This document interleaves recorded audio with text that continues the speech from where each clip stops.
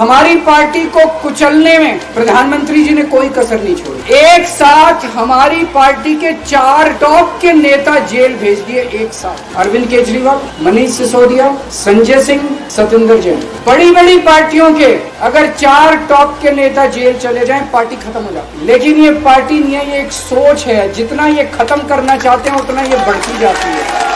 मोदी जी से जो भी मिलने जाता है सबसे पहले वो केजरीवाल की और आम आदमी पार्टी की 10 से 15 मिनट बात करते हैं। उनको कहते हैं कि आने वाले समय के अंदर आम आदमी पार्टी ही देश को भविष्य देने वाली है। इसीलिए वो चाहते हैं कि आज ही आम आदमी पार्टी को बढ़ने से रोका जाए, इनको कुचल दिया जाए। ये तानाशाही है। 75 साल के अंदर इस कदर किसी पार्टी को और उसके नेताओं को प्रताड़ित नहीं किया गया जिस तरह से प्रधानमंत्री मोदी जी ने आम आदमी पार्टी को प्रताड़ित करने की कोशिश की। प्रधानमंत्री जी कह रहे हैं मैं भ्रष्टाचार से लड़ रहा हूं। देश के सबसे बड़े चोर, उचक्के और डकैतों को उन्होंने अपनी पार्टी में शामिल कर दिया। जिन लोगों को 10 दिन पहले मोदी जी कहते थे 70,000 करोड़ का इसने घोटाला कर दिया, थोड़े दिन के बाद उसी आदमी को अपनी पार्टी में शामिल करके किसी को डिप्टी सीएम बना देते हैं, किसी को मंत्री बना देते हैं और उनके सारे ईडी और सीबीआई के मामले खत्म कर देते हैं और कहते हैं मैं भ्रष्टाचार से लड़ रहा हूं। मैं मोदी जी को कहना चाहता हूं, भ्रष्टाचार से अगर लड़ाई लड़नी है तो केजरीवाल से सीखो। 2015 में जब दिल्ली में हमारी सरकार बनी थी, हमारे एक मंत्री का एक ऑडियो मेरे पास किसी ने व्हाट्सएप कर दिया। उस ऑडियो में मेरा मंत्री किसी दुकान वाले से 5 लाख रुपए मांग रहा था। मैंने अपने खुद मंत्री को सीबीआई के हवाले कर दिया, जेल भेज दिया था अपने मंत्री। ये होती है भ्रष्टाचार के खिलाफ लड़ाई।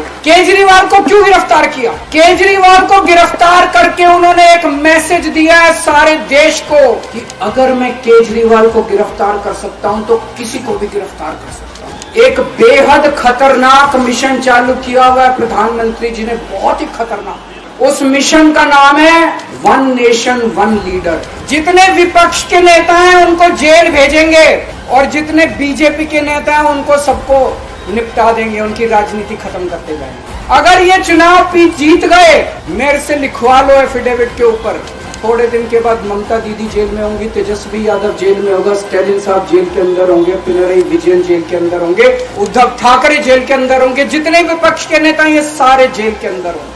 अगर ये चुनाव जीत गए, इन्होंने बीजेपी का एक नेता नहीं छोड़ा।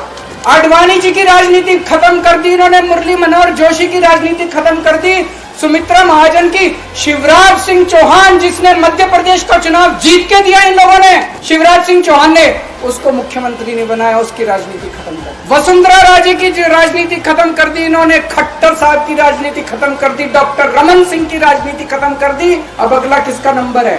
योगी आदित्यनाथ की राजनीति खत्म करेंगे, उनको भी निपटा देंगे। आज एक तानाशाह इस देश से जनतंत्र खत्म करना चाहता है।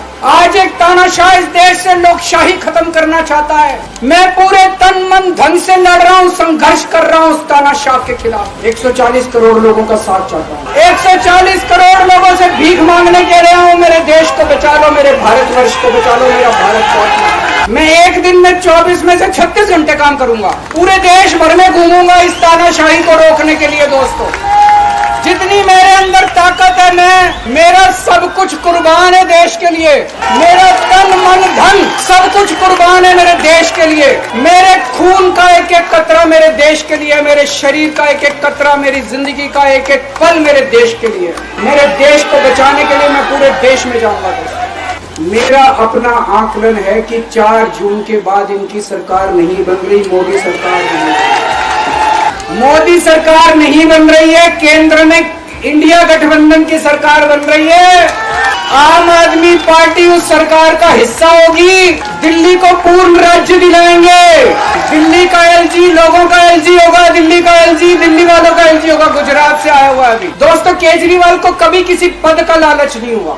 मैं आप मंत्री, मुख्यमंत्री, प्रधानमंत्री ये सब बनने नहीं आया।